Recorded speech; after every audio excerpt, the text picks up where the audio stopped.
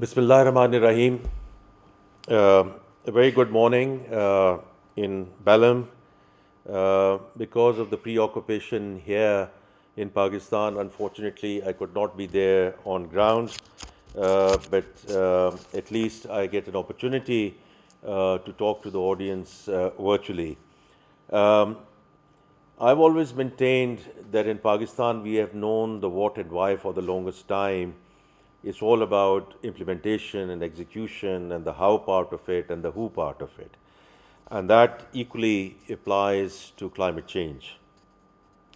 Now, where do we stand today? I think these are established facts that we are one of the most climate vulnerable countries. And while we deal with mitigation, the bigger issue for us, like many other emerging markets, is adaptation. Now, we do have some of the enabling factors, and I'm sure this has been um, um, described in detail by our climate change colleagues in Brazil at Balam.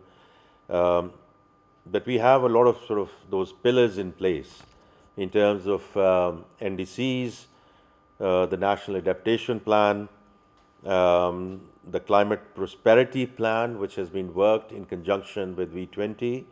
The report was handed over to me along with the projects when I was in Washington for the IMF World Bank annual meetings, and I'm sure it'll make its way back to Climate Change Ministry as well. We also announced the National Climate Finance Strategy that was last year in Baku, and is also very encouraging to see the central bank, the State Bank of Pakistan, have issued the green taxonomy guidelines earlier this year. So, as I said, we have a lot of building blocks which are in place. And while, of course, the financing gap is large, and we talk about in billions of dollars just for Pakistan, but it's also good to see how some of the IFIs, the multilateral development banks, have stepped up.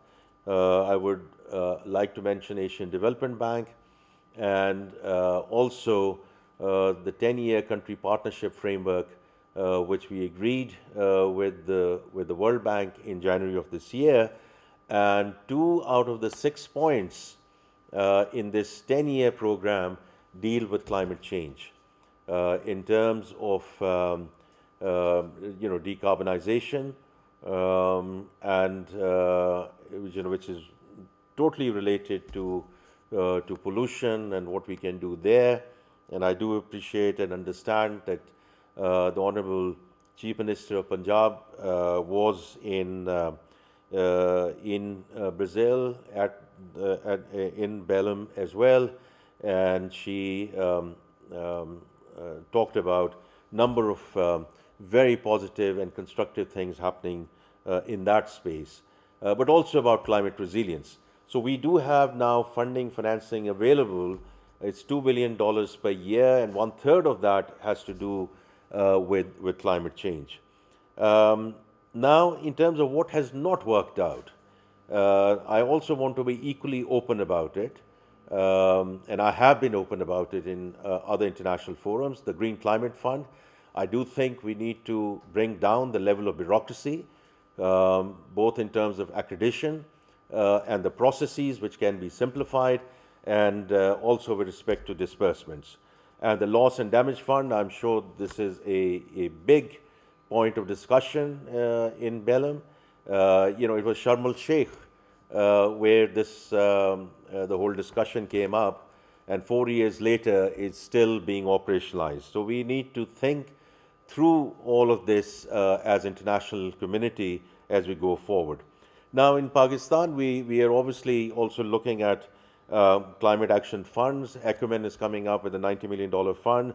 We're looking at international capital markets. In fact, it was 4 or 5 years back that a parastatal utility had issued $500 million of green bond, and at that time it was 6 times oversubscribed for WAPDA. So there is a clear appetite out there in terms of green investors, and we are still very hopeful that we will be, inshallah, issuing the inaugural Panda bond, accessing Chinese capital market before the year is out, and this bond is green in nature.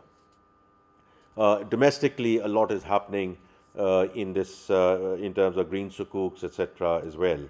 Also, in moving forward, what we need to do with carbon markets, the province of Sindh has done a good job in actually bringing in some proof of concept projects around that. And then when I was in Spain, debt for nature swaps and other aspects also were brought up. These are still under discussion with us, and we are very open about it. But the narrative has to change from our perspective from a stress deal situation. The last thing I just want to mention here that as we go forward, as much as we are looking for funding, financing from our international partners, equally we are looking for technical support and assistance in terms of capacity building, so that we can come up with investable, bankable projects which can be structured, monitored, and reported to international standards. So in addition to the funding and the financing part of it, the technical support for Pakistan would be greatly appreciated in terms of success transfers from other jurisdictions. And then, of course, it's a real pleasure to join the coalition of finance ministers for climate action. I do appreciate that, of course, the ministers of climate change in every country are taking the lead, but I do also appreciate that it's the finance ministers who need to step up in a very, very big way to mainstream the climate strategy, climate financing, and put it as a major, major imperative for the respective countries. From Pakistan's perspective, ladies and gentlemen, and that's where I would close, climate change is an existential issue. And while I, as a finance minister, along with my cabinet colleagues, very ably led by the Prime Minister, we are working our way in terms of the economic stabilization and inshallah towards growth, but the sustainability and the full potential realization of this country will only come through when we deal with existential issues with a real sense of urgency, and climate change is up there and it has our utmost attention. Thank you.